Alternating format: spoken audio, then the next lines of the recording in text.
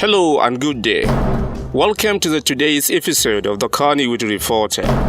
If you are new here, be sure to subscribe to our channel and visit our website at www.kannywoodreporter.com.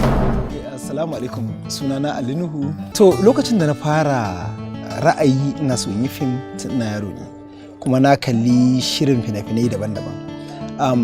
To lokacin da na girma kuma na shigo, akwai wata rana da muke magana da wanda daga cikin manyanmu kuma wanmu Sani Mu'azu sai ki ga mai yake cewa hanya mafi sauki a matsayinka na jarumi da zaka iya gane yadda zaka dinga interpreting din kowane karakta aka baka shine ka dauki madubi ka ajiye shi a gabanka.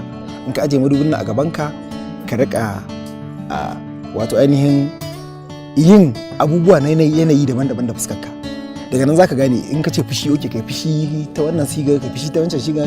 In ka ce murmushi ne kai ta siga daban-daban, haka bakin ciki ta siga daban-daban.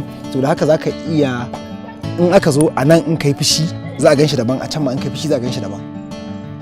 Abu na farko kenan. Abu na biyu kuma wani daga cikin magabatanmu kuma malami na Waziri Zayyanu, shi ma abin da ya gaya min ya ce abin da ya fi sauƙi idan ka ɗauki wato in ka ɗau karakta shine kama a ce sunanka wani a fim, to wannan yana da halaye, yana da ɗabi'u, yana da komai da komai, yana rayuwarsa da sauransu. So in ka duba a cikin rayuwa za ka ga wani wanda mai yiwuwa yanayinsa da halayensa da ɗabi'unsa suna kama da wannan karakta da ka karanta na wannan script da za ka yi, to sai ka sa. To wannan yana da cikin hanyoyin da nake amfani da su wajen wato interpreting ɗin kowane role da ya zo ma.